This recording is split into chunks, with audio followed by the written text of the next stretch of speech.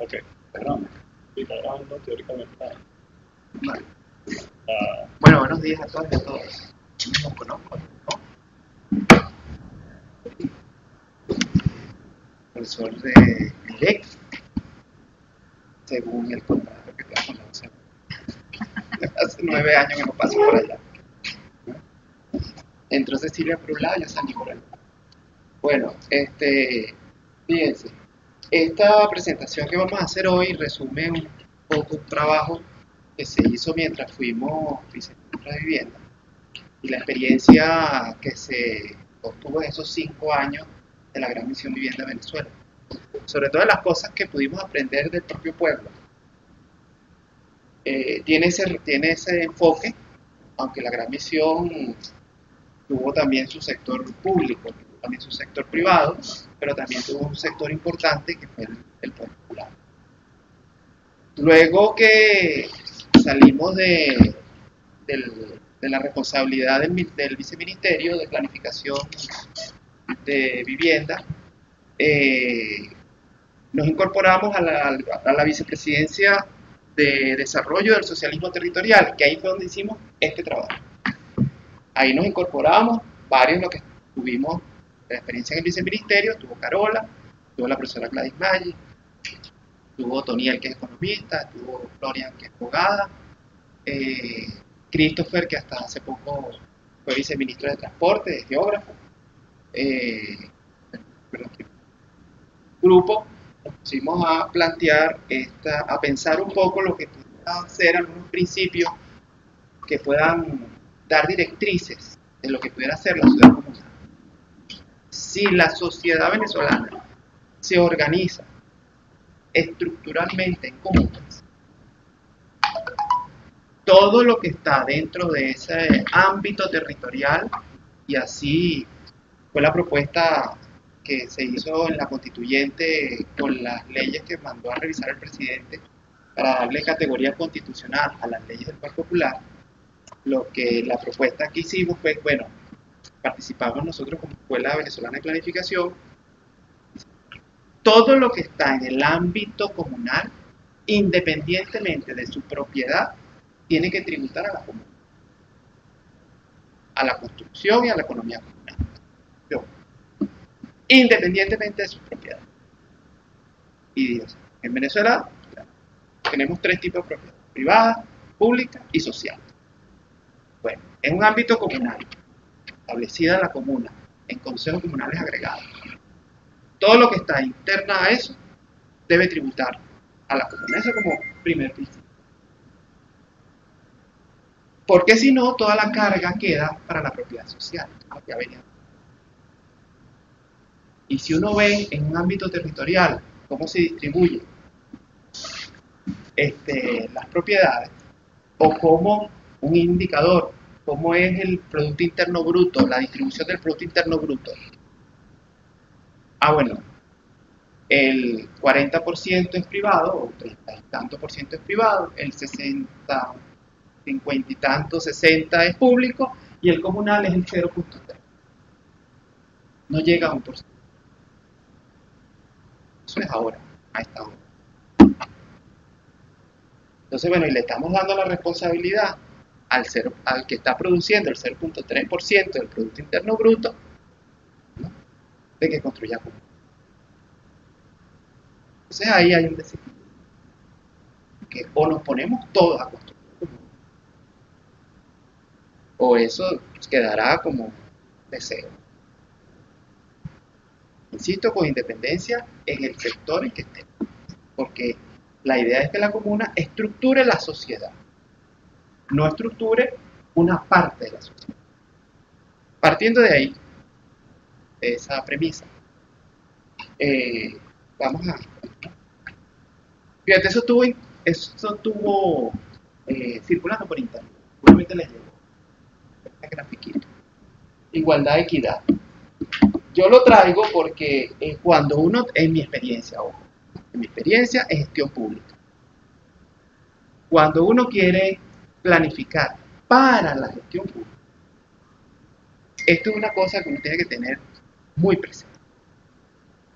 Yo voy a poner un ejemplo de este caso, de igualdad. Educación gratuita, de calidad, universal, ¿no? Dice la Constitución. Muy bien. Ahora, ¿el más vulnerable pudiera acceder a ese derecho? Si no tuviera la Canaimita, si no tuviera el programa PAI, si no tuviera el programa, ¿cómo se llama?, de los simoncitos, ¿pudiera acceder a ese derecho? Entonces, esto es, en términos muy abstractos, muy sencillos, lo que nosotros tenemos que hacer en gestión pública. En gestión pública. Si queremos aportar a la gestión. Tenemos que confeccionar estas cajitas que están aquí. Esto es la política pública, ¿ya?, para pasar de la igualdad, el derecho a educación gratuita, a unos programas que entonces permitan que el más vulnerable pueda ejercer también. Entonces, esta es nuestra función, diseñar esto. ¿Qué es lo que tenemos que hacer para que en la gestión pública, por supuesto, basado en ciencia, tecnología, estadísticas, ¿no?, todas las herramientas que normalmente se manejan, para poder lograr la equidad? Insisto, yo lo traigo porque en mi experiencia de 10 años en la gestión pública, acabo de decir, ¿no?, Cecilia entró en el 2009, yo salí en el 2000 del IDE. Tengo 10 años en el ejercicio de la administración pública, pasando por Visión Vivienda, y creo que esta imagen resume contundentemente esa experiencia. Entonces, no basta, insisto, con el derecho. Por eso es que nuestra Constitución y nuestro país es bolivariano. Bolívar dijo: igualdad establecida e igualdad practicada. ¿Cuál es la igualdad establecida? El derecho a la ley. ¿A dónde está establecida? En la Constitución. No es suficiente. No es suficiente. Si tú no tienes, insisto, como el caso de la educación, un programa PAE para dar comida a los chamos, el bulto, los libros, es la igualdad practicada. ¿Qué? Entonces ahí obtienes. En Visión Vivienda fue igual. El artículo 82 de la Constitución dice: todo venezolano tiene derecho a una vivienda digna, sana, no sé qué, acceso a servicios. ¿Qué hizo la misión? Esta cajita. Si no atacábamos el tema de los terrenos, si no atacábamos el tema de los materiales, si no atacábamos el tema de los servicios, se pudiera ejercer el derecho y no sucedería. Los mejores terrenos a los que más pueden y los ranchos a los más vulnerables. Eso es lo que pasa. Así, en términos muy, muy sencillos. Insisto, mi experiencia en el ejercicio de la administración. Puede ser que no quito que haya otras variantes. ¿Seguimos? Ajá, fíjense. Algunos datos, ¿no? 3.5 millones de personas viven en ciudades. Esto es la ONU habla. Para el 2030, 60% de la población vivirá en zonas urbanas del mundo. Estamos hablando a nivel mundial. 95% de la expansión urbana en los próximos decenios se producirá en el mundo. O sea que seremos un mundo prácticamente urbano. 828 millones de personas viven en barrios marginales en el mundo. Las ciudades ocupan apenas el 2% del planeta, pero representan entre el 60 y el 80% del consumo de la energía. El 75% de las emisiones. O sea que el cambio climático, buena parte de la responsabilidad, además de las zonas industriales que normalmente están cerca de las ciudades, pues hay buena parte de la responsabilidad, además de todo el sistema automotor. La rápida urbanización está ejerciendo presión sobre el abastecimiento abastecimiento de agua, aguas residuales, medios de vida, salud pública. Algo de esto estamos pasando nosotros ahora. Habrá que además agregar electricidad, transporte. En el mundo, el Producto Interno Bruto se produce en las ciudades entre un 50 y 60%. En Venezuela eso no es tan así porque, bueno, nuestra condición petrolera. Seguimos. Otro dato. Esto fue una investigación que se presentó en el año 2016 en la Bienal de Arquitectura de Venecia. Bien, la huella de la ciudad ha crecido 458% a nivel en promedio mundial. La población de la ciudad... ¿Qué es la huella azul? La huella es como el contorno de la ciudad. La mancha urbana. que deja la ciudad. Esa es la huella. La población de la ciudad ha crecido 275%. Fíjense, ha crecido más la ciudad que la población. Es decir, que nos estamos comiendo tierra. Nuestro modo de población se está comiendo se está extralimitando, que esto hay otro índice por aquí que lo explica. La densidad urbana ha decrecido 26%, es decir, la cantidad de personas que viven en un área ha bajado, porque si estamos creciendo en extensión de tierra, entonces nos estamos comiendo la tierra. Somos una marabunta.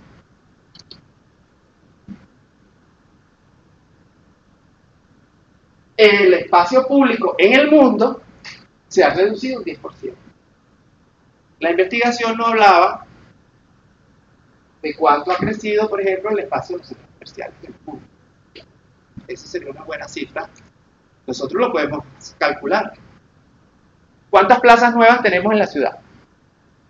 ¿Y cuántos centros comerciales nuevos tenemos en los últimos 20 años, para así hablar de la revolución?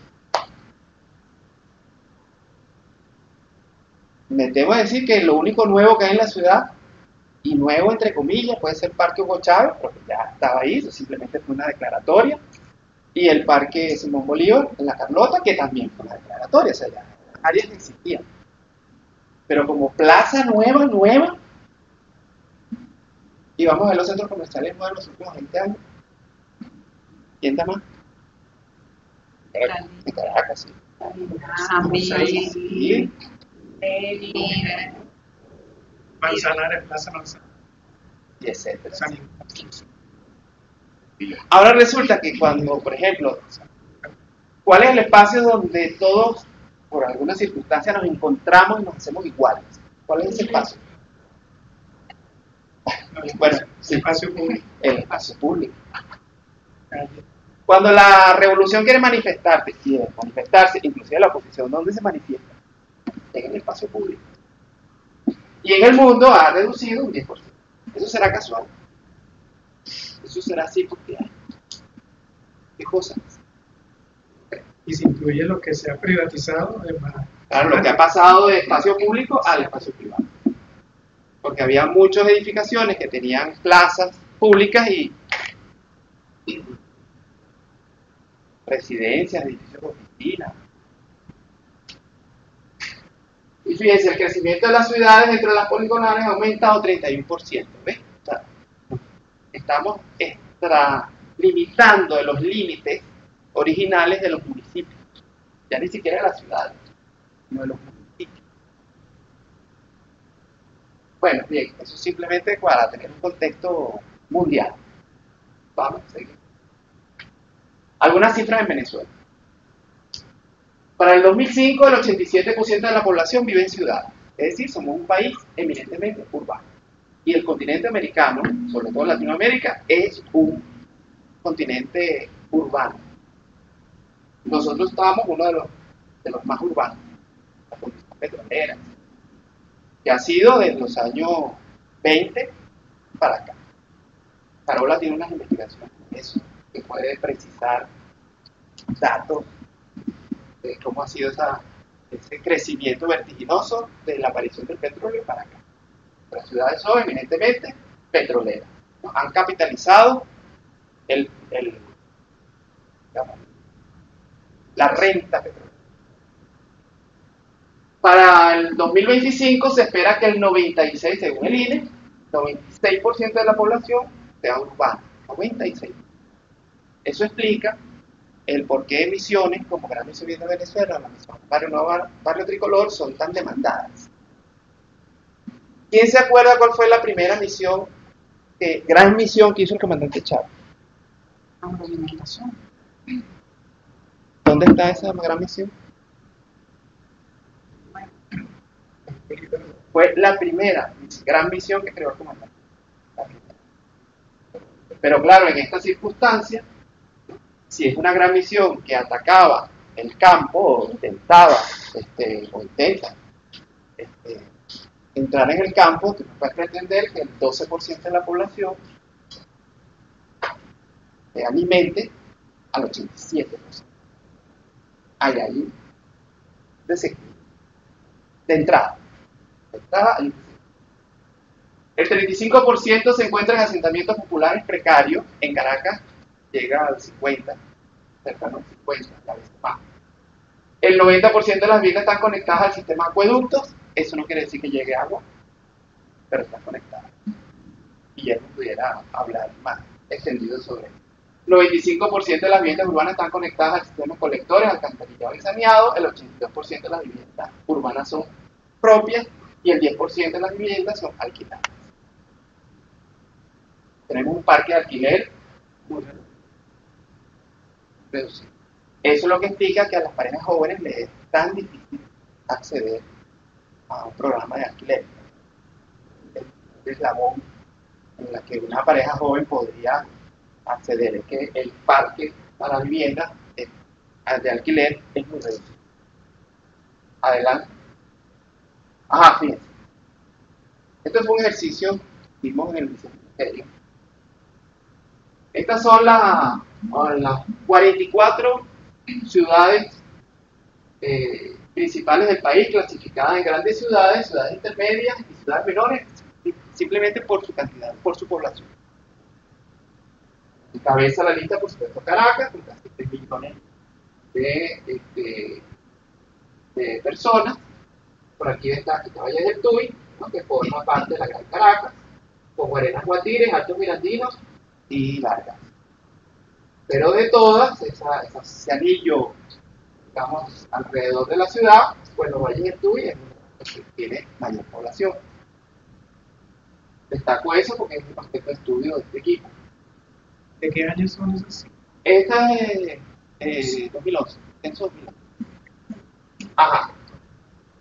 Y la que menos tiene población es Tinaquillo. Las grandes ciudades, entre las cuales está la Gran Caracas, ocupa el 45% de la población. Las ciudades intermedias como Acarigua, Ciudad Bolívar, Barinas, Cumaná, Maturín, Cabimas, El Tigre, el 14%, y un 11% de ciudades menores como Los Morros, Valle de la Pascua, Puerto Ayacucho, Guadualito, Tinaquillo. Pase la siguiente.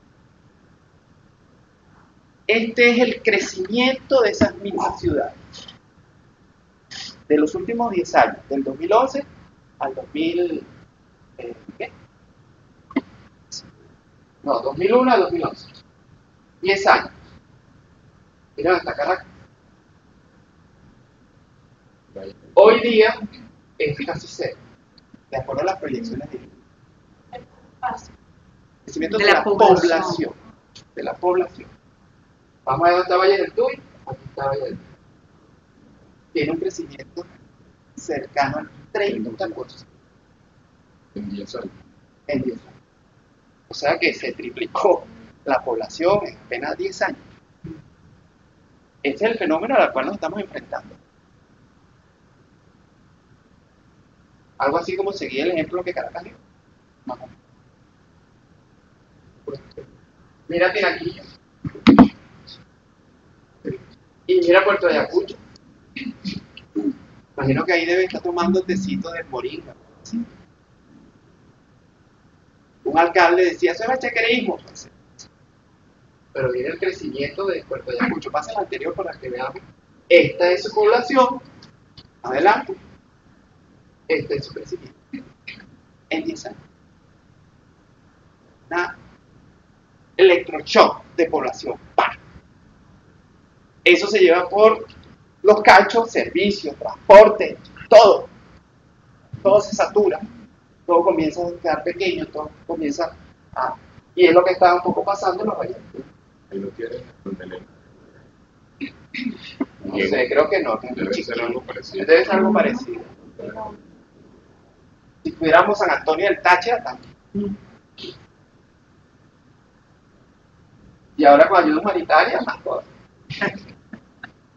Bueno,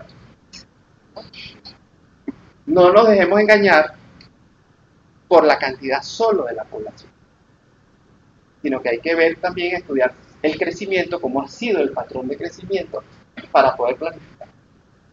Eso es un poco lo que quiero significar con esta clase. Eso se lleva áreas verdes, eso se lleva basura, o sea, todo lo que significa este crecimiento vertiginoso en 10 años de la población. ¿Y quiénes, Ahí, quiénes son? ¿dónde están ubicados? ¿Cuál es el Porque estrato? escucho, a lo mejor son indígenas que están llegando allí, que vienen Sí, población, de Amazonas población, y se vienen para allá porque es el centro. Peires, cosas. O pueden ser mineros, o pueden ser paracos. En San Carlos era población rural.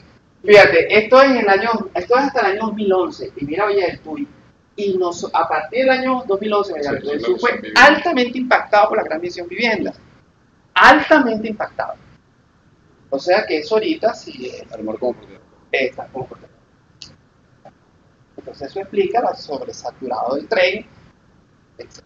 Además de, bueno, del transporte, pero de los servicios. Pasamos. Ajá, con eso hicimos este trabajo que lo traigo simplemente como metodología.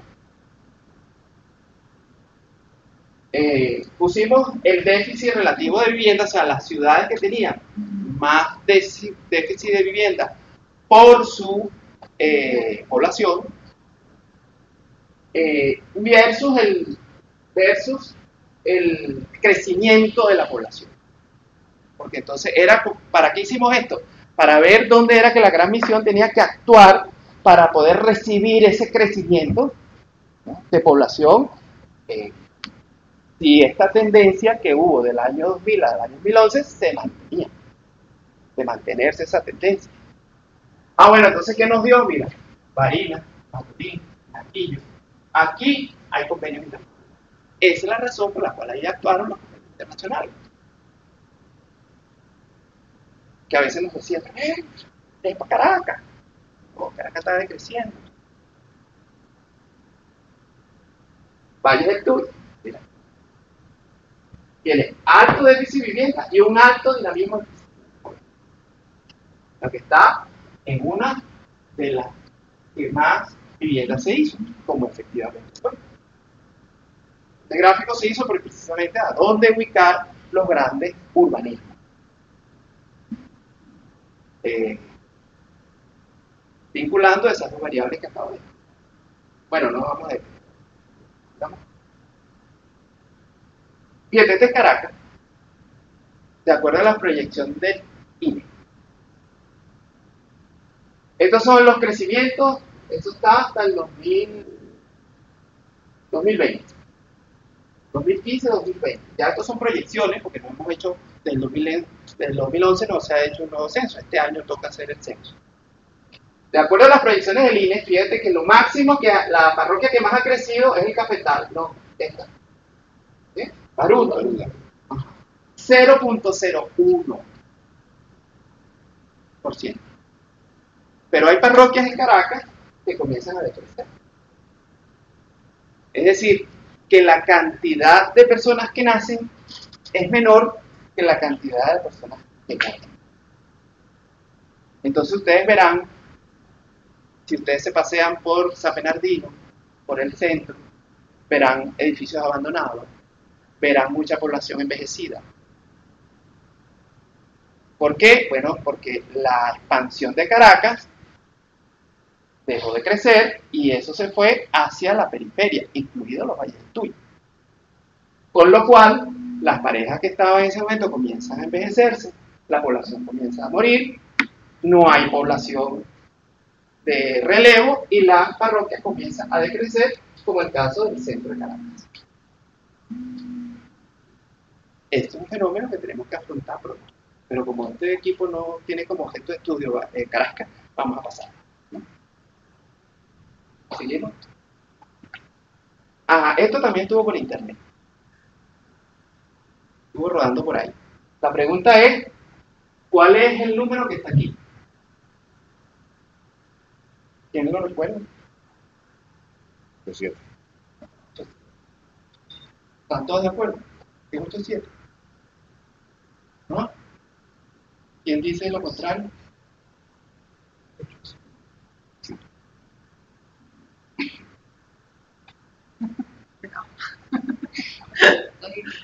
Tenemos dudas, ¿verdad? Que sí sean 7. Ese Guillermo que 7-8 será. puede ser 7-8. Puede ser 7-8, ¿verdad? Por una progresión aritmética. Pasa a la siguiente.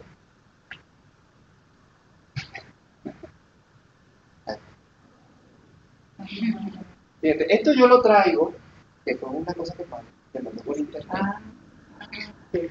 para ejemplificar que a veces los fenómenos urbanos hay que darle la vuelta, a entender el pero. Porque si uno lo ve, pasa al anterior. Si uno lo ve así, parece que no hubiera orden. Eso nos sucede cuando comenzamos a trabajar con la gente. Cuando desde la institucionalidad, ¿no?, en la lógica institucional, vemos el poder popular y lo vemos así. No entendemos un carajo, ¿no?, desde la lógica institucional. Ojo, no cuando estamos en lo local, pero cuando lo vemos desde la óptica institucional, ¿no?, lo vemos así. Pasa la siguiente. Y resulta que la población, la organización social tiene una lógica. Y nosotros creemos que esa lógica se mete en el POA. Nunca se va a meter en el POA, jamás. Bueno, ustedes no saben qué es eso. Plan operativo anual de las instituciones. Y las metas, y no sé qué y tal. Entonces, coño, mira, ¿qué tengo aquí? No, pero eso no tributa al POA. Nos pasa con frecuencia. Entonces digo, esta presentación tiene mucha de cosa vivida en el transcurso de 10 años ejerciendo funciones públicas. Entonces hay que hacerse un poquito, lo que quiero transmitir con esto es que si nosotros vamos a planificar para la gente, tenemos que hacerlo sensible y darle la vuelta al asunto y ver por dónde está. A veces nosotros los arquitectos solemos ser tan preciosistas. ¿Quiénes son arquitectos aquí? Levanten la mano. ¿Y aquí? ¿Son? Antropólogos. Solemos ser tan preciosistas que comenzamos a diseñar cosas antinaturales. Una típica es que en el espacio urbano unas jardineras, que normalmente las hacemos de ladrillo, inmensas así, para poner una jardinera, que nadie se puede sentar. Entonces, ¿en qué termina? ¿En qué lo usa la gente? De papel. Es que es lógico, claro, yo también. Es que es así.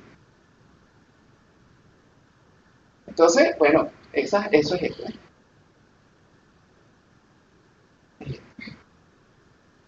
Esa gente necesitaba ahí unas papeleras, unas jardineras, las necesitaba. O estamos nosotros imponiendo con nuestro diseño un criterio. Bueno, esas son preguntas para la planificación. Seguimos. Fíjate, en este trabajo que hicimos, determinamos unas tres primeras dimensiones de esta ciudad socialista o ecosocialista. La dimensión productiva, la dimensión social y la dimensión urbana. Interrelacionadas, por supuesto. Por eso intentamos de que cada dimensión, ¿no?, tuviera esos espacios intersticiales, por llamarlo de alguna manera. Fácil. A cada área, por supuesto que están interrelacionadas entre sí, eso es evidente. Tratamos de desarrollar unas áreas y unos parámetros, de tratar de ver cómo podíamos medir en el territorio junto al poder popular esos parámetros. Nosotros marcamos en rojo aquellos que nos parecían que eran medulares. Por ejemplo, ¿Qué hace socialista? Un barrio adentro. El médico cubano. Listo, socialismo. ¿Ah? La medicina. El tipo de medicina es importante, pues la preventiva, eso sí hay que ser importante de modelo. Pero ¿qué es lo que hace socialista un barrio adentro? Acceso a la ¿Ah? Que tenga accesibilidad. Bien. ¿Ah? La presencia del médico es un mecanismo de recursos precarios. El acceso a medicina. Yo diría que eso fue más una innovación que otra cosa, pero ok, estoy de acuerdo, ¿no? El impactar una zona muy vulnerable con un médico, eso fue un cambio revolucionario, estamos de acuerdo. ¿Ah? Te digo que no hay barato. Claro que no tranza una relación comercial entre eso. ¿Qué más? Bien, va por ahí. Si ese médico no tiene idea de esa localidad, de cuáles son las patologías, de cuáles son los vecinos, quiénes son de tercera edad, quiénes son la población infantil, que eso podríamos decir que es un centro socialista, a espalda de la gente. Muy bien. Entonces, planes y programas de asistencia médica integral y su activación con el Poder Popular. Ya no basta con que esté el médico, que esté ahí esperando a que alguien venga con una enfermedad o con una gripe, etc. Para que eso realmente sea socialista, de nuestro punto de vista, tiene que haber una vinculación con la localidad. Un censo. ¿Cuáles son las patologías? ¿De qué la gente sufre? ¿Hay diabetes? ¿No hay diabetes? ¿Hay tensión? ¿Cuáles son las patologías de allí? ¿Cuáles son las mujeres embarazadas? ¿Cuáles son la población de los niños? ¿Cuál es el censo? ¿Hay desnutrición? ¿No hay desnutrición? Eso es lo que hace. Porque si tú estás a la espalda de eso y esperando que te llegue la persona para recetarle una cosa y adiós, bueno, eso es una política pública. Está bien. Pero volvemos a la imagen de la igualdad y de la equidad. Entonces, lo que hace socialista en cada una de las cosas, desde nuestro punto de vista, la política pública, es la integración, implicación con cada uno de los aspectos, con el poder público, con las organizaciones, con los frentes. Si esa conexión no está, ahí lo que hay es una política pública. Punto. Buena, mala, regular, funcionará, no funcionará. Seguimos para no... Fíjate, aquí nosotros tratamos en que cada área, la anterior, de que cada área pasa por... En salud, centros asistenciales públicos y privados del sector y su clasificación. Personas atendidas, porque esto estaba diseñado para una herramienta para que bajara a los consejos comunales. Capacidad técnica de atención versus población a ser atendida. Planes de Contraloría Social de la comunidad en los centros de salud. Hay Contraloría Social de las medicinas, por ejemplo. Si eso está a espalda, pues eso no es socialismo. Porque el segundo objetivo histórico del Plan de la Patria dice construcción del socialismo con el pueblo. No dice con el Estado, ni con el sector privado, no, dice con el pueblo. El segundo objetivo. Entonces, cada uno de los sectores, para poder cumplir ese objetivo histórico, tiene que estar vinculado con el poder popular. Cada uno de los sectores. En educación igual, ¿no? Centro de educación públicos y privados, en el sector y su tipología, maternales, simoncitos, primarias, secundarias, universidades, técnicos, etc. Todo lo que está dentro de la comuna debe tributar a esa comuna, independientemente de su propiedad. Población niños adolescentes versus población estudiantil del sector. Población que abandona estudios versus población inscrita en el programa educativo. para determinar cuál es la deserción. Planes y su implementación de incentivos culturales, deportivos, artísticos y tal del sector. Planes de Contraloría Social de la comunidad en los centros de educación. Si los centros educativos existen en el seno de un consejo comunal a espalda de la gente, bueno, sencillamente el objetivo histórico número 2 es una buena política pública, pero no estamos cumpliendo la construcción del social, que se hace con la... No hay otra manera. Un alcalde una vez, y sí siempre cuenta eso. Avenida Socialista, porque todos los postes están pintados de rojo.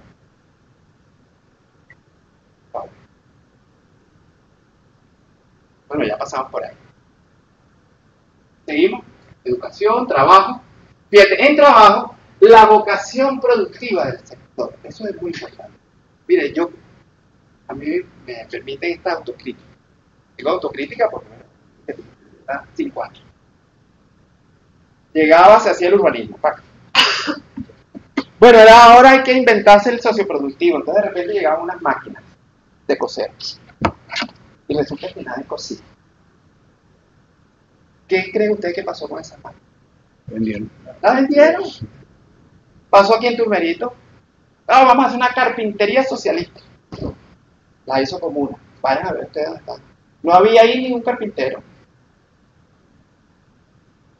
Entonces es muy importante para el tema productivo la vocación. ¿Qué sabemos hacer? Las áreas de pobreza, por supuesto, las bases de emisiones, los programas y planes operativos de resultados, población y sectores de pobreza extremas, desigualdades entre la población, locación. Recuerden que esto es para que los consejos comunales pudieran ir planificando conociendo sus propias áreas locales. Organización del poder popular en consejos comunales, comunes y movimientos sociales. Formación política, ideológica y técnico-administrativa de las comunidades. Nunca va a aparecer el autogobierno si la gente no sabe administrar. Entonces, bueno, ¿usted sabe administrar? No. Eso significa un programa de formación a los voceros y voceras, a los consejos comunales para que comiencen a administrar. ¿Qué significa administrar? Porque si no, lo primero que hace es comprarse una camioneta, lo vi. Ya hoy día no podrían hacer eso. No les alcanzaría. Base de la promoción de la organización social. Estatus de las instancias organizativas del poder popular. Parlamento comunal, consejo, o sea, están activas. Parlamento comunal, consejo, porque a veces a mí cuando me dicen, a veces comunas, no, que tenemos 2000 comunas. Hay 2000 parlamentos comunales. ¿O será que hay 2000 comunas inscritas en el registro? Es otra cosa. Pero que funcione el Parlamento comunal, que funcione el Consejo de Economía comunal, que funcione el Consejo de Planificación comunal, para que haya comunas, bueno, el banco, etcétera. Todo lo que significa, lo que dice la ley de una comuna. Medir los mecanismos y formas efectivas de participación de la comunidad. Impulsar su conformación de la organización popular, localización y ubicación de los consejos comunales. ¿Sí? Estamos en el ámbito social, ¿no? Planificación participativa, Contraloría Social, calidad de la gestión de los consejos comunales. Eso hay que comenzar a medirlo. Es decir, el Consejo Federal de Gobierno le aprobó tanta cantidad de recursos a un consejo comunal. ¿Qué se hizo ese recurso? ¿Se invirtió realmente en lo que se debe hacer? Planes de trabajo elaborado versus sus resultados. Metodología de acompañamiento social, porque esa es la otra. A veces no lo hemos desarrollado metodologías institucionales de acompañamiento al poder popular. Cuando estábamos en la misión, Comunas creó una cosa que se llamaba, eran los inspectores, arquitectos e ingenieros para las obras que hacía el poder popular. No me acuerdo cómo era que se llamaba. Las UATI, Unidad de Acompañamiento, UATI, la sigla. Bueno, era un grupo de arquitectos e ingenieros que acompañaban al poder popular en la construcción de sus viviendas. Creo, no sé si en la parte agrícola se ha hecho algo similar, Pero ese acompañamiento entre lo institucional, articulación institucional, alcaldías, ministerios y procesos establecidos, ahí hay que profundizar. Porque si no, la institución sigue viéndose a sí misma y no tiende puente hacia los diferentes consejos. Eso ha sido motivo de discusión en la constituyente. ¿Qué es el poder popular en la Constitución? ¿Un poder aparte? ¿Un sexto poder? ¿O es un poder donde todos los poderes están ahí, en la localidad? Tienes el legislativo, tienes el judicial, tienes el ejecutivo en la localidad. ¿O es un poder aparte? Esa es una discusión. ¿Seguimos? Fíjate, el plan de la patria, esto está con el plan de la patria que está hasta este año, tendríamos que actualizarlo. El plan de la patria da algunos objetivos específicos que tienden a esta dimensión. Por ejemplo, se promoverá la organización de 2.700 consejos comunales anuales en el periodo 2017-2019. Si eso fuese así, tuviéramos todo el país sin lo que llaman comunas, zonas de silencio. Es decir, donde no hay organización popular. Acelerar, este era un objetivo estratégico. Acelerar la promoción de la participación en los sistemas comunales de agregación. Más adelante vamos a ver los sistemas de agregación. Consolidación del poder popular en el periodo con la conformación de 3.000 comunas socialistas para el crecimiento anual de 400 comunas por año. Bueno, habría que verlo cuánto fue, porque eran 3.000 comunas, 400 comunas al año. No creo que se haya realizado. Eso no quiere decir que el pueblo no está organizado. El pueblo está organizado a veces en frente, a veces en mesa de agua, a veces en cualquiera de las instancias, hasta en círculo bolivariano, todavía los hay. Que fue la primera organización que el comandante Chávez todavía existe. ¿Seguimos? En la dimensión productiva, la infraestructura industrial, empresas conformadas, público, privado y comunal, todo lo que tributa en la comuna, todo, no solamente lo social o lo comunal. Hay que levantar todo. ¿Qué pasa si el 80% de la industria de una comuna es privada? Ahí es socialismo. Eso hay que saberlo. ¿Cómo haces una planificación para entonces ir que lo hegemónico sea lo comunal, si no sabes cuál es la distribución de la propiedad en un ámbito comunal? Tienes que saber, mira, en esta comuna nosotros tenemos el 80% de la industria o el comercio es privado, el 20% es pública y el 1 tanto por ciento apenas una EPS, tenemos una. Bueno, entonces ahí tiene que haber una cajita de cómo hacer que la propiedad comunal sea hegemónica para que haya socialismo en ese ámbito. Esa es nuestra labor.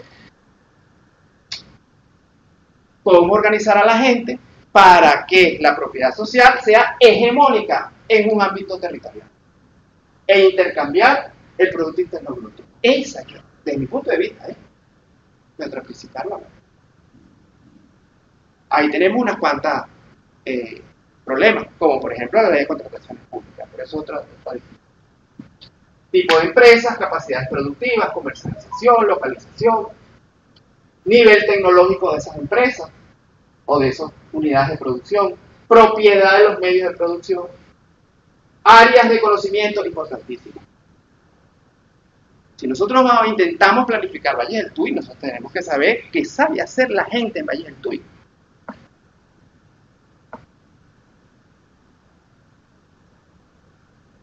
Apropiación social del conocimiento por parte de las comunidades. Intercambio de saberes. Resulta que echar a llave, la gente sabe sembrar. Y en Cuba, la gente sabe manipular y hacer casabe. Uno siembra la yuca y el otro sabe hacer casabe. Bueno, ¿qué pasa? No podemos intercambiar eso. Valor agregado de los procesos productivos, formación de nuevas generaciones, acceso al financiamiento fundamental.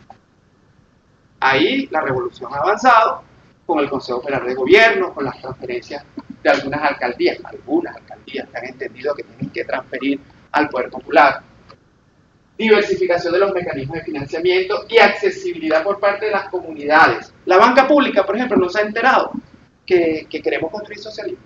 Ellos siguen siendo créditos individuales. No han aparecido los créditos colectivos para una comuna o para un consejo comunal. Eso no existe. La banca no se ha enterado de eso. Hablo de la banca pública. Que lo haga la privada, es su trabajo, pero que la haga la pública. Está en la fotico esa de que no entiende un carajo. No entiende nada. Y se cree privado. O sea, se cree banco privado. Cuando lo que tienen que desarrollar instrumentos para el acceso al financiamiento a la propuesta política, que es comuna, los pasos comunales, etc. Vaya usted al Banco de Venezuela y pregunte qué crédito hay para que una comuna monte una EPS que va a procesar yuca. A ver qué le dice. Increíble. Inversión e innovación, inversión extranjera. Esto estaba definido sobre todo en los convenios internacionales. Hay varios convenios internacionales. Está la Haya, están los convenios internacionales de vivienda con los portugueses y estaban los españoles, pero los españoles se metieron a ladrones y hubo que sacarlo. Vocación económica de la ciudad. Yo recuerdo que Aristóbulo decía, ¿a qué se va a dedicar Caracas? Caracas tiene que definir cuál es su economía. Todavía estamos. Digo Aristóbulo cuando falta. ¿Cómo se identifica la vocación del sector? Usos del suelo, prestación de servicios, conocimientos de la población, experticia, ubicación geográfica. La legislación ambiental y laboral, sumamente importante. Y los impuestos municipales, estadales, el tributo comunal que tiene que aparecer en algún momento para poder financiar a las comunas a través de los bancos comunales. Adelante. Fíjate, aquí el plan de la patria vuelve a aparecer unos objetivos en esta dimensión. Y dice, promover el periodo 2013-2019 la constitución de 30.000 empresas de producción social directa. ¿Cuál era el objetivo? ¿Por qué el comandante Chávez hizo?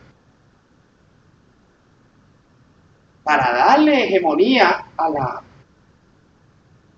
Si lo hubiésemos hecho, tuviéramos a lo mejor este peo que tenemos ahorita, el miente, no sé qué, y que nos tiene ahí ahorcado con el de la acaparamiento.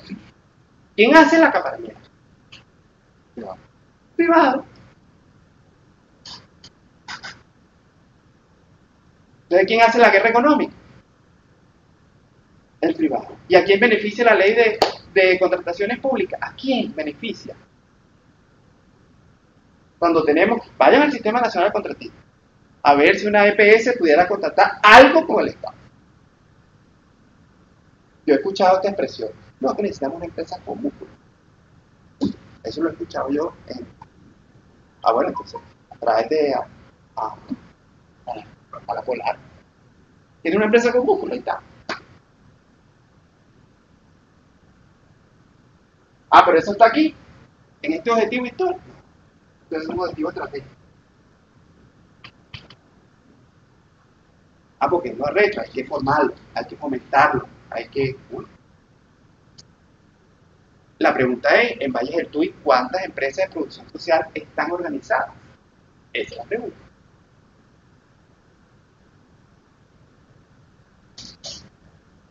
Seguimos. Pero fíjate, fíjate lo que dice el anterior. 30.000 empresas de producción social directa para transformar materia prima y agregarle valor a los insumos a producción a escala industrial, semi y semi-industrial. Para la satisfacción de las necesidades. Aquí estaba ya. Yo creo que el comandante Chávez vio esto que estamos viviendo. ¿Sí?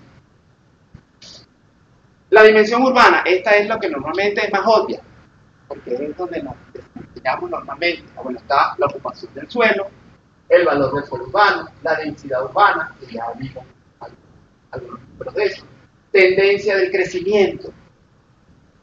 ¿Hacia dónde va creciendo esa ciudad? ¿Cuál es su tendencia? Usos del suelo, planes de crecimiento, si no existen. Y es propiedad de la tierra urbana fundamental. Si la misión vivienda no hubiese atacado el tema de la propiedad, no hubiésemos construido, por lo menos aquí en Caracas, nada. Nada. Así que esto es uno de los temas fundamentales en una ciudad que quiere ser socialista o quiere ser ecosocialista. Clasificación y porcentaje de la propiedad. ¿Qué porcentaje de la propiedad es colectiva, o sea, transferida a las comunidades? ¿Qué porcentaje de la propiedad es pública, es decir, de las instituciones del Estado? ¿Y qué porcentaje de la propiedad de esa ciudad es privada? Miren, un cuento para que los edificios de la misión que se hizo en toda la avenida Libertador. Ahí aparecieron inmediatamente cuando tomamos los terrenos. Muy bien, tráiganos los títulos de propiedad. Ni uno se presentó con el título de propiedad. Todos eran pisatarios, privados, ¿verdad? Porque cuando se hizo la avenida Libertador, se hizo toda esa expropiación pública, se les dio al INAVI, ¿no? Y el INAVI fue una máquina para transferir terrenos de la propiedad pública a la propiedad privada. Por eso lo cerramos. Ahí sí, Sí. Y lo que había eran pisatarios. No había propiedad.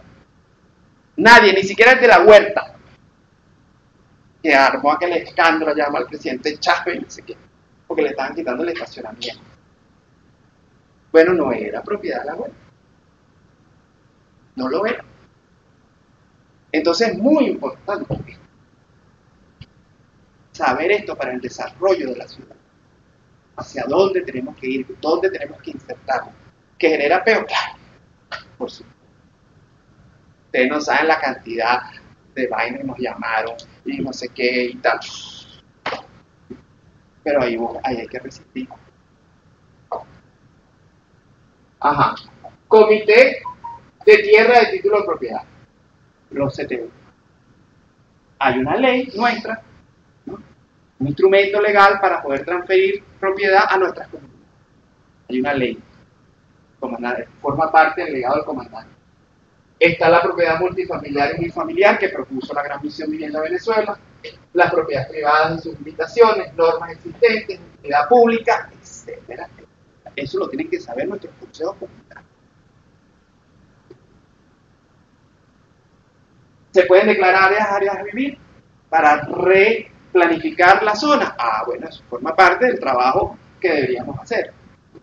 Porque eso es un instrumento que está en una ley orgánica de la misión para reestructurar ciertas áreas de la ciudad o para replanificar. La calidad de los servicios, autogestión por parte de las comunidades en el mantenimiento y la calidad de los servicios. Y ya se los voy a demostrar con números. Seguimos. Conectividad, transporte urbano y movilidad, público, privado, colectivo, servicios existentes versus personas movilizadas. Costo de accesibilidad del servicio por parte de la población. Reconocimiento formal de los equipos prestadores de servicio. ¿Puede haber una EPS de servicio? Claro que puede haber una EPS de transporte. Naturalización de las ciclovías, su uso, respeto y mantenimiento. Capacidad de transporte público. Vida útil de las unidades de transporte público. Las comunidades tienen que tener control sobre eso. Rutas, accesos y tiempos de recorrido, calidad. Sobre todo esto hay que tener control social. Infraestructura y equipamiento para el desplazamiento peatonal. Igual en los equipamientos, casas comunales, cuantificar los tipos y cantidades de equipamientos del sector. Equipamientos existentes versus las carencias. Bueno, esto es una población que lo que tiene es un barrio adentro y resulta que ya está como para que haya un hospital, porque la misión le puso ahí Ciudad Zamora, más allá estaba el urbanismo privado de no sé qué, después vino el otro y le construyó no sé qué cosa, el Poder Popular construyó también no sé qué historia y ya hay como para que pase de un barrio adentro a un hospital tipo 1, las clasificaciones que manejen el Ministerio de la Salud. Y así sucesivamente con el tema equipamiento. Seguimos. Servicio público, la vivienda y los espacios públicos. O sea, el poder popular tiene que estar empoderado de todas estas variables. Si no, está en plan Topacio. ¿Recuerdan a Topacio? Claro, la novela. Para la nueva generación, Topacio fue una novela de una cieguita que salió embarazada y no sabía de quién era. Porque era ciego. Porque era ciego. Ese era Topacio. Entonces, si los consejos comunales no están, si no tienen toda esta información allí sobre la mesa, pues están en plan Topacio.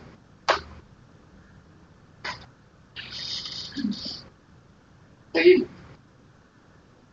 Ajá. La dimensión urbana en el plan de la patria también tiene unos objetivos. Esto es lo que dice aquí: implementar la ciudad compacta como modelo de desarrollo urbano sostenible. Eso está en el plan de la patria. Pero eso es contrario a los números que yo di inicialmente de que nos estamos extendiendo, que estamos comiendo la tierra, ¿no? Eso obedece al modelo de poblamiento. Por ejemplo, las casitas individuales, ¿no? que se van, los urbanismos cerrados, porque hace el sector privado, los centros comerciales en las periferias, todo eso va comiéndose tierra y va comiéndose tierra y va comiendo. Es el modo de poblamiento. Pasa la siguiente. Ajá, sí. Estos son unos grafiquitos de un arquitecto inglés, Richard Royer, que estuvo colaborando con Jorge en el Parque Bochado.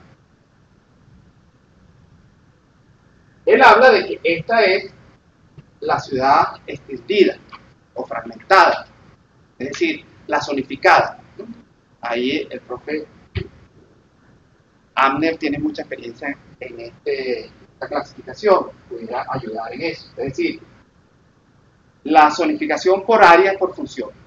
Entonces la población está, los trabajadores están en Mamera y están en Caricuá. ¿Y dónde está la zona industrial? En Los Ríos, ¿no? Todos los días, toda esa población, miren, no hay metro. Ya les hicimos otro canal a la autopista. No hay servicio que pueda con eso. Entonces, cómo se piensa en la ciudad también es que contribuimos a la sobresaturación de sus propios servicios. ¿Qué es lo que dice la ciudad compacta? Que el comandante Chávez lo está poniendo desde el Plan Bolívar 2000, lo primero que hizo allá cuando ganó. La ciudad compacta, es decir, el uso mixto de funciones. O sea, tú te puedes ir a tu colegio a pie y te puedes ir a tu trabajo en bicicleta. No necesitas el metro, pasar no sé qué, la gente queda dormida 2 horas allá porque entonces la zona industrial está del otro lado de la ciudad y este tipo de cosas.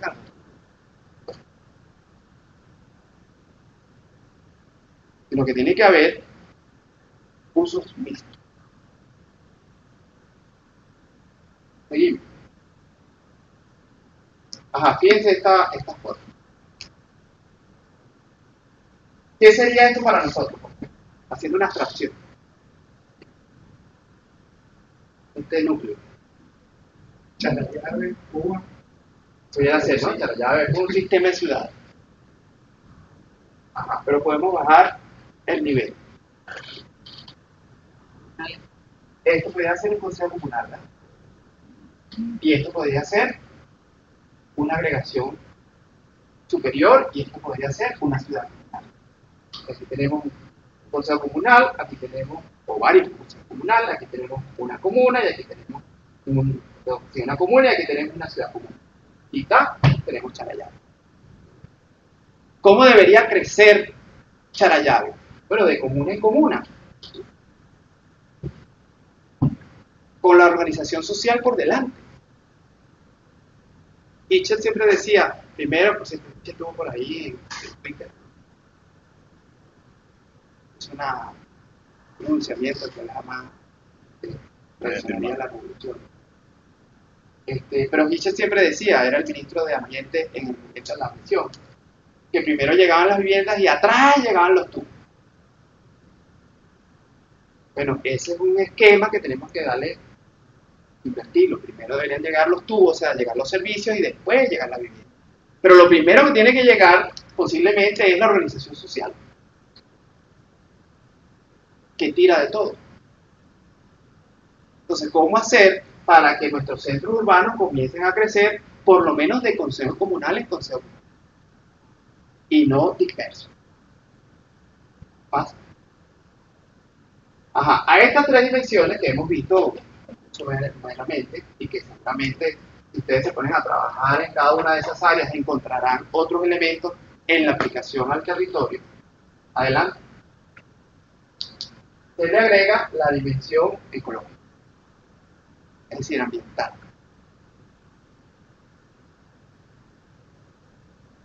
Adelante. Agua potable, agua servida, saneamiento y drenaje. ¿Qué nos interesa medir ahí o conocer?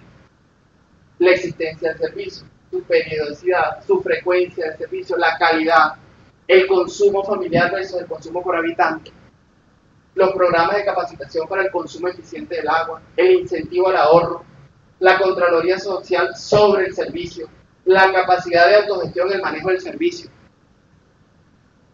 Y irlo chequeando, irlo midiendo. Ahí en el territorio. Hay fugas, hay tomas ilegales. Tuvimos esta metodología, la aplicamos en Caricuá. Y ahí el gran problema era el agua. No, que el agua no llega, que no sé qué. Entonces, bueno, Hidrocapital, que venga. ¿Sabe cuál era el problema del agua? No era que no había agua. La cantidad de perforaciones, de tomas ilegales que tenía el tubo. Nunca llegaba la presión. Cuando venía el agua, nunca llegaba, nadie tenía agua. Porque todo se quedaba, se regaba haciendo.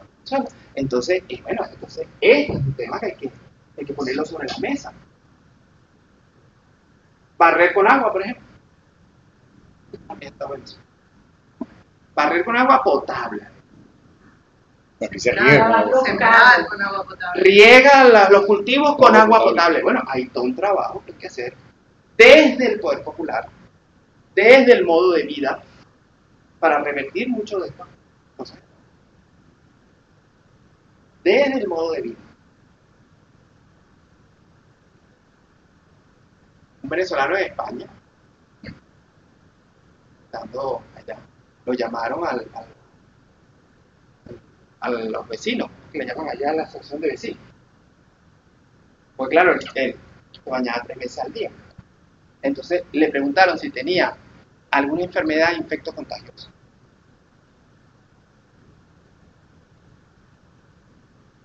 Entonces lo llamaron para saber, los vecinos querían saber si que él tenía, porque su consumo de agua era 3 veces más del consumo del resto en ese apartamento.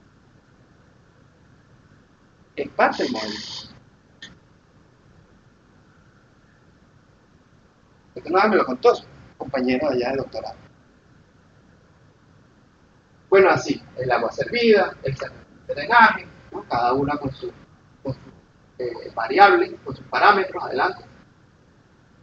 Gestión de los residuos sólidos también. Aquí, bueno, Diego puede dar una clase de separación de los residuos, plan de capacitación y comisiones, recolección de frecuencias, botes y relleno sanitario, plan comunal de residuos sólidos, concientización de la comunidad, Contraloría del servicio, aprovechamiento de los residuos, plan de programas educativos en caso de reciclaje, plan comunal de reciclaje y reutilización, abajo, ahí en la comuna.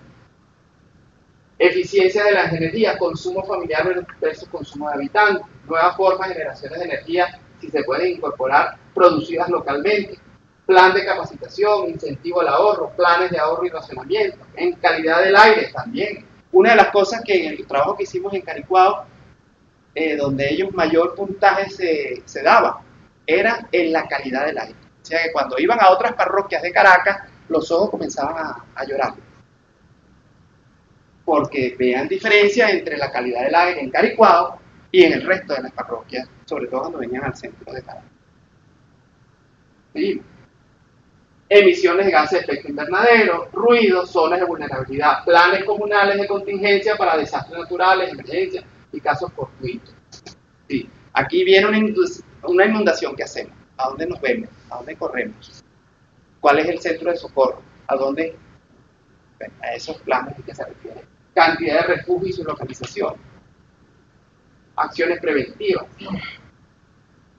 Emisiones de gases. ¿Qué es lo que emite gases? ¿Es una fábrica? ¿Es el transporte público? ¿Es el transporte privado? ¿Qué es lo que está emitiendo el CO2 en esta localidad?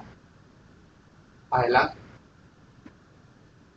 Fíjate, esto es un trabajo que ya hicimos en la vicepresidencia de servicio. Ya no de desarrollo de socialismo territorial, sino de servicio. Fíjate que hicimos un trabajo, esto está en bolívares fuertes, ¿no? Ni se tomen en cuenta las cifras, pero lo que sí es importante es lo que costaba, esto fue en el año 2017, perdón. Estaban todos los servicios, telefonía fija, móvil, electricidad, agua, gas, desecho y tal. ¿Cuánto le cuesta al Estado eso? Bueno, aquí estaba. En operatividad en aquel momento, 687 millones. En coste de funcionamiento, 397 millones. En coste de mantenimiento del sistema de todos los servicios, 301 millones. Lo que se recupera, o sea, que para ese momento, en 2017, costaba 1.382 millones de bolívares mantener los servicios públicos en Venezuela. Lo que se recuperaba en aquel entonces por factura era 418, más otros ingresos, porque le estábamos vendiendo energía a Brasil, energía a Colombia, ¿qué tal? 35% se recuperaba de factura. Es decir, que el Estado financiaba en Venezuela 1.200, en aquel entonces el 65% de los costos de los servicios del país. La pregunta es, ¿eso es sostenible en el tiempo? Decíamos en el 2017, podríamos estar a las puertas de una crisis. ¿Sí? Esto era... No, pero la otra pregunta es si ese déficit lo tiene que pagar la gente. Bueno, claro, ahí hay que ver No, cuál es la propuesta. O sea, para mantenerlo con tarifas de servicio, no puede pagar la gente. No, bueno, con tarifa no, porque eso es un macrazo. ¿Qué hacer? ¿Cómo pagarlo? Porque esa es la manera, fíjate, esa es la manera como el capitalismo resuelve el problema. ¿Cómo lo resolvemos en sociedad? Si no es con participación, con ahorro, ¿cómo? Con gestión comunitaria, ¿cómo lo resolvemos? Esa es la pregunta. Fíjate, este fue un estudio que se hizo en facturación y con los sueldos mínimos. Desde el enero de 2016 hasta la última medición que hicimos en marzo de 2017.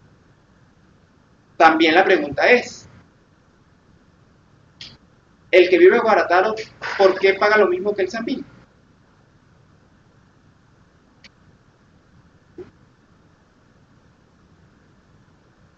Eso es lo que está diciendo. Aunque esto está con sueldo mínimo, como hay una política de congelación de tarifas, el sueldo mínimo, esto aumentaba sino porque ya aquí comenzaba la guerra económica y la inflación a impactar sobre el costo de la vida. Pero ¿qué pasó? Que bueno, esto, que antes el aporte, digamos, de la sociedad en general era el 10%, al final al marzo del 2017 era 1.78%. Hoy día es 0.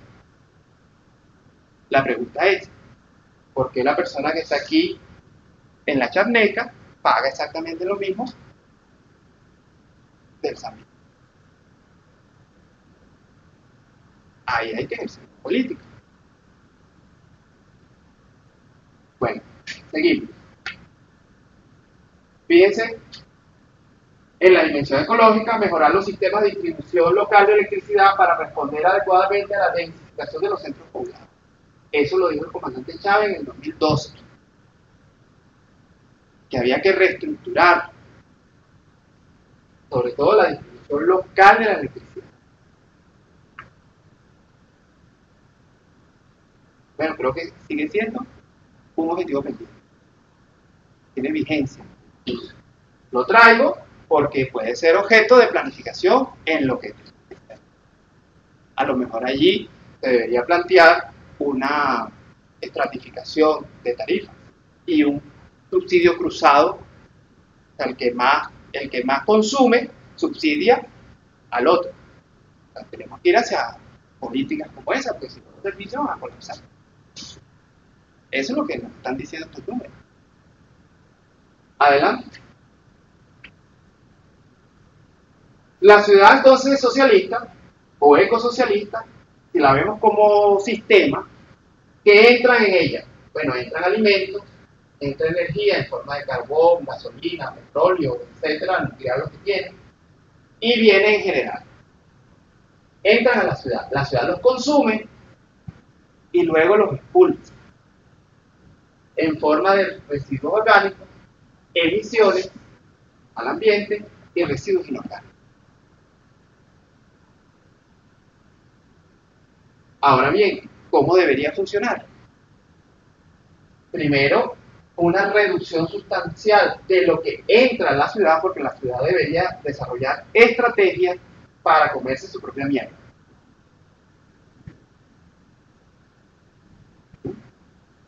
Y reducir la cantidad de emisiones. Entonces, un objetivo en este tema, en una planificación urbana, ¿cómo logramos esto? ¿Cómo logramos bajar los consumos de la ciudad? O los inputs, como dicen los ingenieros informáticos. ¿Cómo logramos que la ciudad comience a reciclar, reutilizar? ¿Y cómo logramos para que sus emisiones o su output sea el menor posible? El de arriba no es la ciudad socialista. No. Esta es como funcionamos. Es la ciudad. La ciudad normal. La ciudad normal. La ciudad ecosocialista debería plantearse estrategias para reutilizar cosas, para rehacer. Eso no significa agarrar la botella de Coca-Cola y ponerle cariño. Cosas mucho más profundas que eso. Que impacta en el modo de vida. Y sigo insistiendo, entonces son las responsabilidades que tiene el propio poder popular en el desarrollo de una política como esta, no solamente desde el punto de vista institucional. Porque el que puede reciclar es el que está generando el propio, desde el pequeño hasta el grande generador de residuos. ¿Cómo lograr pasar de esta ciudad a esta ciudad? ¿Qué cajitas hay que hacer para lograr esto?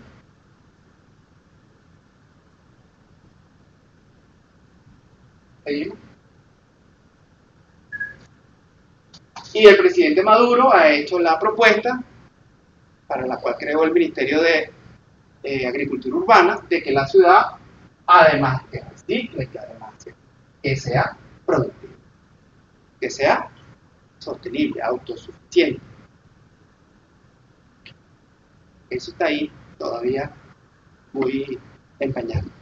Pero yo creo que en los valles del Tuy se podía lograr un sistema de ciudades productivas, con una buena clasificación, con una buena, aprovechando las potencialidades, los tipos de suelo. Adelante. Comentario nada más, si te usaría clasificar ahorita 3 tipos de residuos, orgánico, inorgánico y emisiones de gases. Sí, en términos generales, eso tiene una clasificación, porque están los tóxicos, están los peligrosos. Hay una clasificación mucho más detallada. En casa, que de mi mamá, yo empecé a reciclar los residuos orgánicos de papur, agua, etc. Entonces, por cada 2 semanas, yo obtenía algo así como 10 o 15 kilos de basura orgánica. ¿Y qué hacías con él? Y solo somos dos. Yo a un compost, porque yo siembro. Tú siempre. Sí, y entonces... ¿Ves que es el estilo de vida? Exacto. Es Entonces el modo de vida. Lo que yo me puse a pensar es que, y además como hablaba este proyecto, es que si se hiciera un sistema o una ciudad agrourbana, podría organizarse, y lo recuerdo cuando yo era chico que iba a la escuela, nos pedían que si las cajas de Colgate y las cajas de Cornflakes, pero no sé, ahí había como algo hacían con eso, porque yo los terminaba llevando pues, a la escuela, pero... Me supongo que tenían un proceso de reciclaje en la escuela, ¿no? De cartón. Sí, de cartón, algo hacían con eso, no sé, pero yo sí las llevaba, y muchos las llevaban, y entonces como que, yo qué sé, pero si aquí somos dos y hacemos como 15 kilos cada 15 días. Según el índice nuestro son 50 kilos por persona, ¿no? Sí, hasta donde tengo entendido son 50 kilos por persona, diario, de generación de basura. ¿Cuánto decías tú que producías tú y tu mamá? Orgánico, como 15 kilos, perdón, cada 2 semanas, sí, como 10 kilos. Un kilo diario. Pero orgánicos. Claro, orgánicos son Orgánicos, que es basura completa. sí, mira, yo creo que sí. Lo digo, o sea, simplemente de que porque lo estaba pensando. Pero mira, cuando estábamos diseñando el edificio aquí con fruto este que está aquí de Santa Rosa, ahí habíamos iniciado inclusive se llegó a hacer hasta los cálculos de cuánto se podría captar en agua gris, es decir, las aguas que produce el lavamanos, el fregadero y la lavadora. Y que por un proceso de decantación, uno decanta espuma, el otro decanta partículas, el otro decanta no sé cuál, y así va pasando por varias, simplemente decantación hasta que queda el agua jabonosa. Bueno, según los cálculos, en la primera etapa de Santa Rosa, daba para algo así como 10 cisternas diarias para el baldeo de la ciudad. 10 cisternas diarias para poder limpiar un agua con que tú puedes limpiar la ciudad. No se dice por los cotos, no sé qué.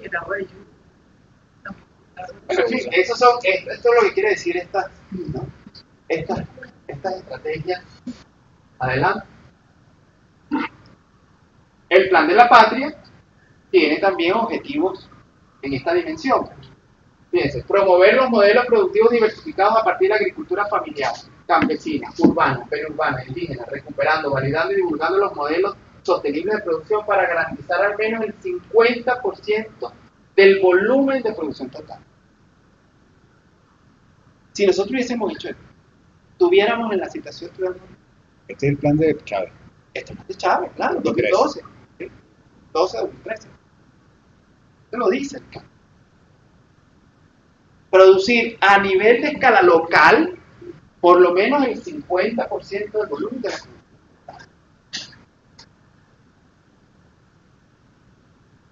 Y lo que se generó fue el fenómeno del bachaquerismo.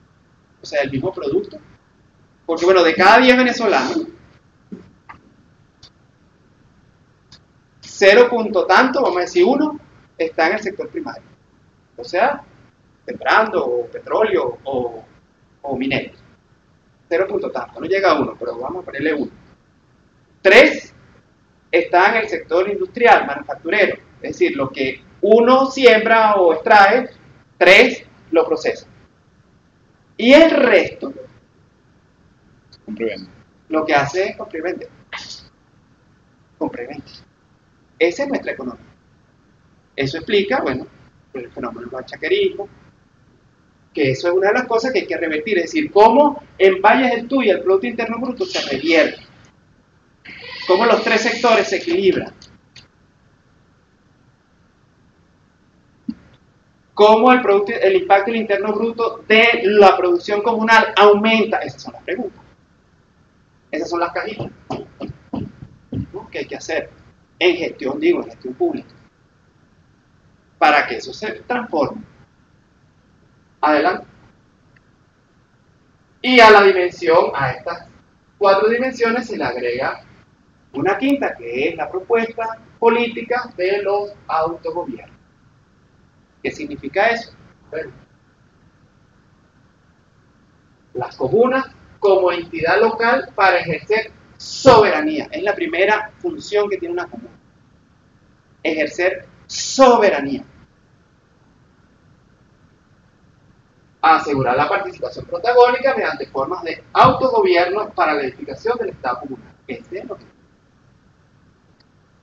¿Cómo creamos unas cajitas para cumplir esto? ¿Qué políticas públicas tenemos que crear para que eso pueda ser posible? O por lo menos iniciarlo. Muchas de las políticas públicas, por ejemplo, Barrio Adentro, comenzaron siendo una política que aplicó un alcalde.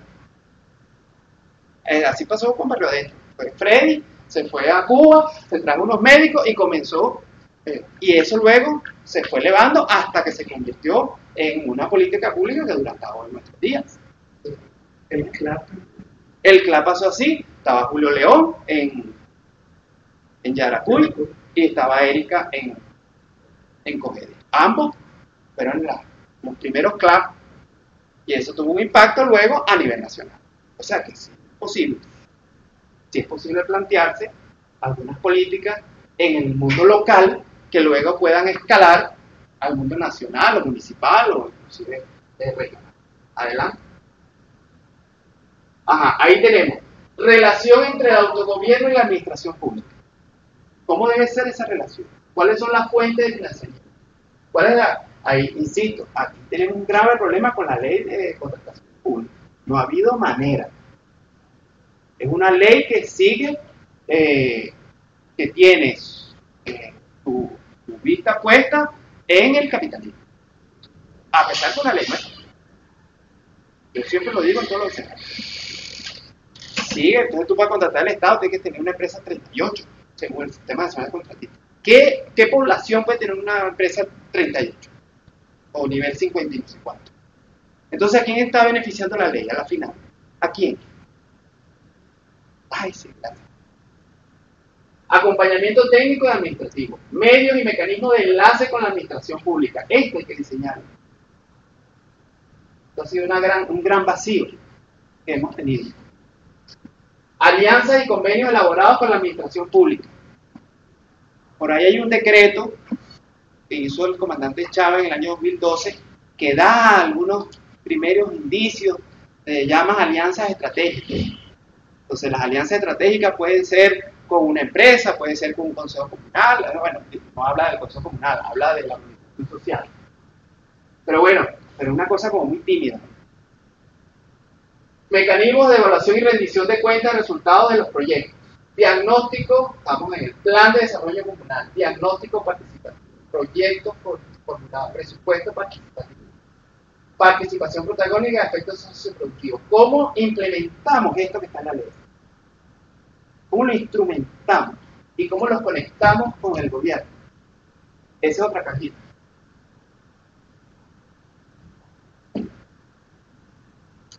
La economía comunal, organizaciones socioproductivas que conforman las comunas. ¿Cuáles son? ¿Dónde están? ¿A qué se dedican? ¿Qué saben hacer?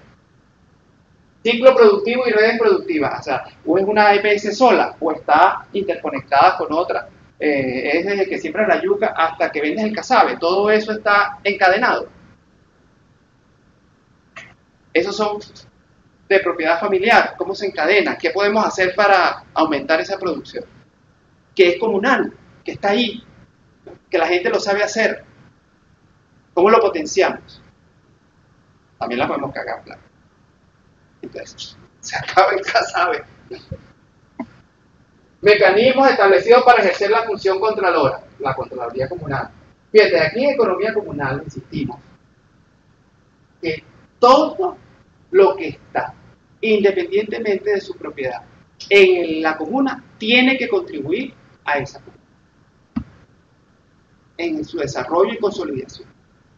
Entonces nosotros tenemos que tener una cajita de política para hacer realidad eso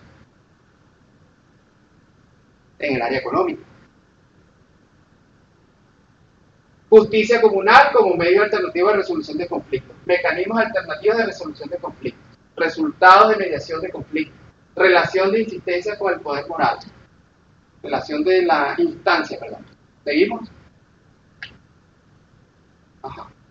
Bueno, entonces, ¿qué son, de acuerdo a la ley, qué son las comunas? Bueno, basada en una economía comunal, bajo el régimen de producción, distribución, intercambio y consumo de propiedad social, mayoritariamente. ¿Cómo hacemos nosotros para que vaya el TUI, la hegemonía sea de propiedad social? ¿Cómo hacemos? Eso que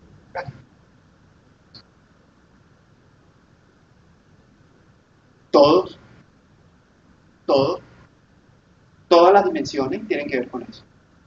Todas. No, ese es peo de urbano, no. Ese es territorial, no.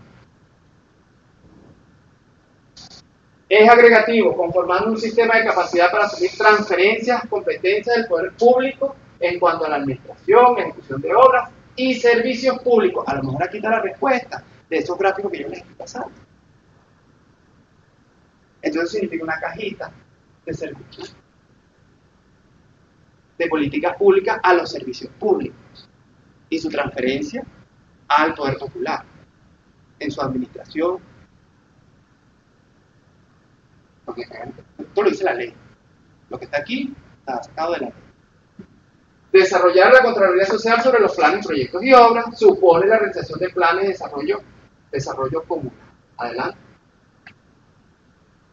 Bueno, en las comunas tienen que estar organizadas de esta manera. Y ahí sobresalta el Parlamento Comunal como máxima autoridad. Es decir, si una comuna no tiene Parlamento Comunal, es una asociación de vecinos, como dice Aristóteles. Adelante. Este es el sistema de agregación comunal. Está la unidad básica, el consejo comunal, se agrega en comunas, más o menos 10 en la experiencia, más o menos. Es decir, que si son 200, más o menos 200 familias, 10, una comuna sería 2.000 familias. Una ciudad comunal, por lo menos 2 comunas, según la ley, por lo menos 2. Nosotros no hemos llegado hasta ahí todavía. ¿Qué tenemos que hacer? ¿Qué cajita hay que hacer para que el sistema de agregación comunal comience a funcionar? Adelante. Y esto es lo que deberíamos tener. Un Estado nacional, estadal y municipal, de arriba hacia abajo, y un Consejo Comunal, comuna, ciudad comunal, federación comunal y confederación comunal de abajo. Estamos aquí. Y ahí. Vamos a este nivel. Adelante. ¿Qué es la ciudad comunal entonces? Es una instancia del sistema de agregación comunal que articula las diferentes instancias del poder popular con el fin de trascender el ámbito urbano conformado por 2 o más comunas, distritos motores, corredores, ejes de desarrollo territorial, para desarrollar capacidades de administrar, gestionar y mantener servicios públicos, recolectar, captar el sistema de tributo comunal, planificación urbana comunal, uso de la tierra y su ordenamiento. Ahora, pero para que esto sea así, tiene que haber unas políticas públicas y tiene que haber un conocimiento por parte de los poderes del poder popular para que esto pueda hacerse. No va a llegar por obra y gracia del Espíritu Santo para las mentalidades más religiosas, ni por generación espontánea para las mentalidades. Tiene que haber unas políticas que impulsen. Si no, esto se queda en letra muerta. Adelante. Todo este paso que hemos dado, todo este repaso por las dimensiones, son 5 dimensiones, 45 áreas de abordaje, 10 en el área social, 11 en el área productiva, 9 en el área urbana, 10 en la ecológica y 5 en el área de la administración pública y autogobierno, para un total de 233 parámetros.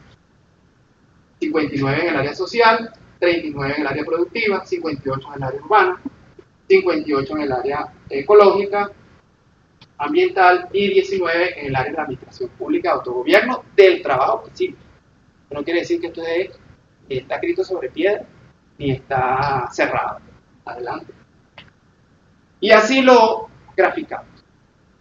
Cuando vamos a las comunidades, lo que hacemos es que le pedimos unas clasificaciones de todo esto que hemos repasado.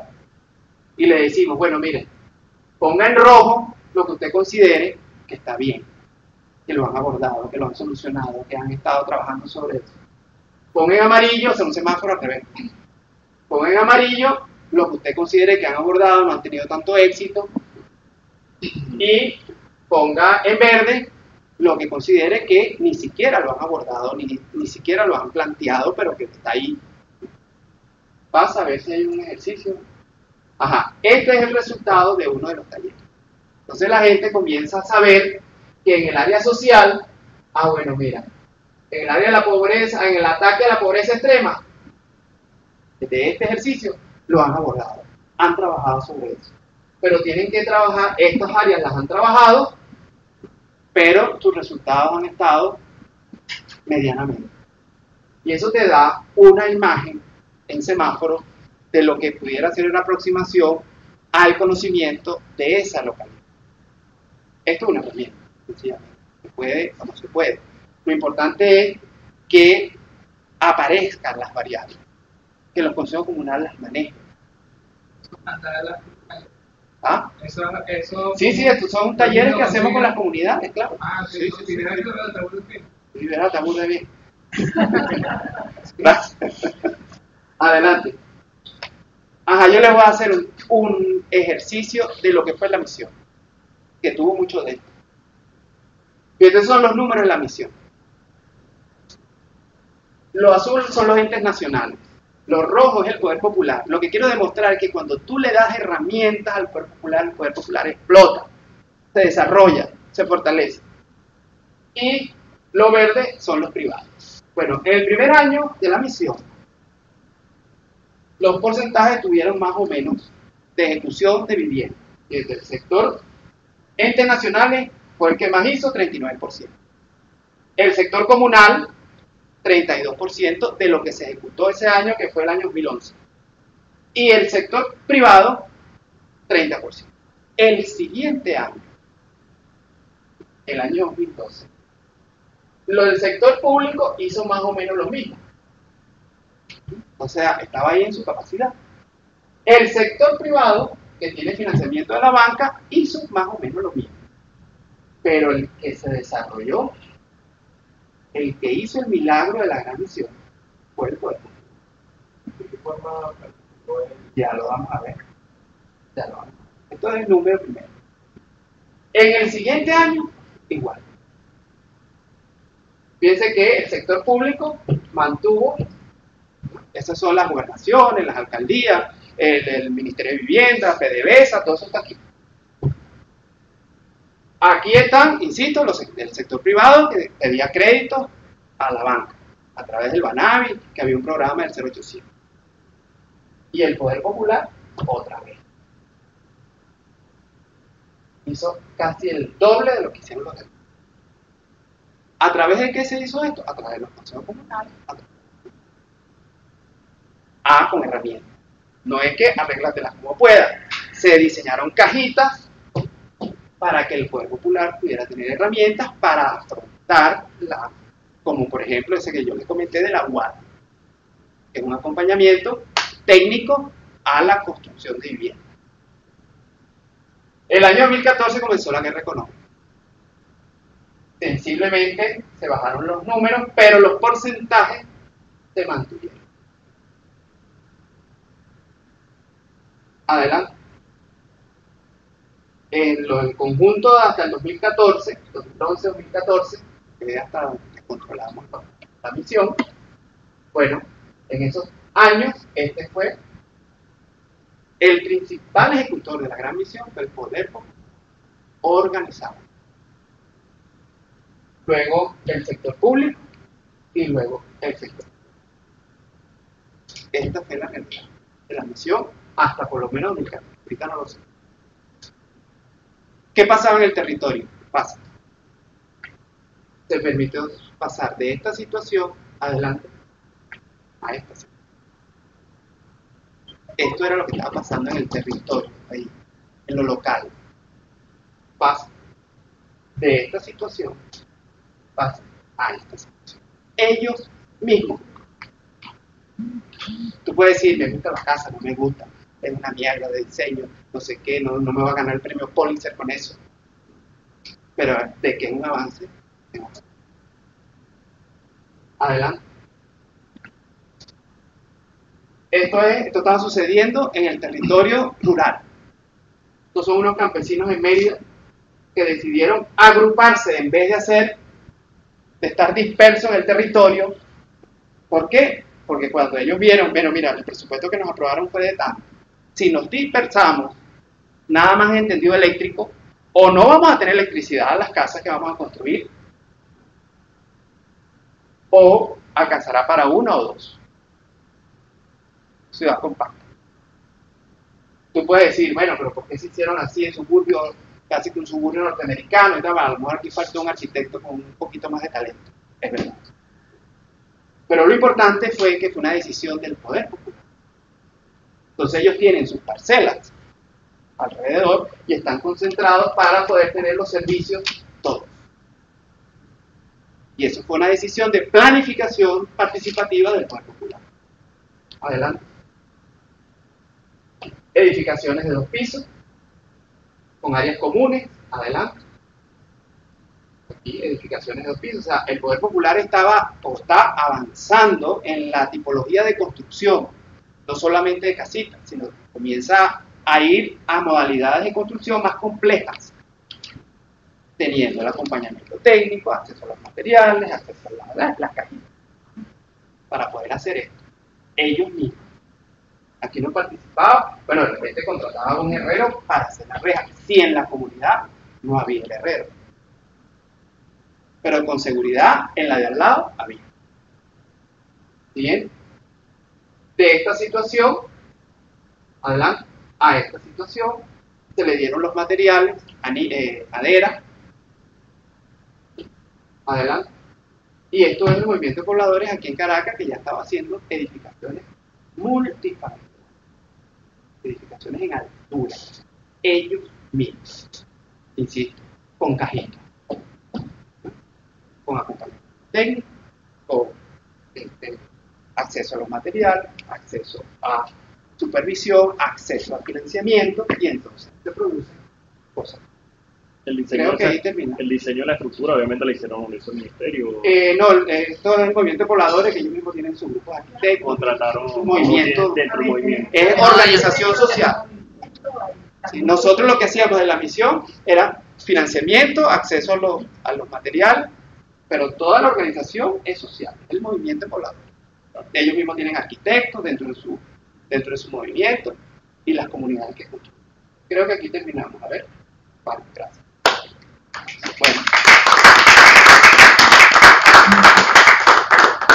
Bueno, fíjense, no sé si ayuda al trabajo que tenemos que hacer o si complica.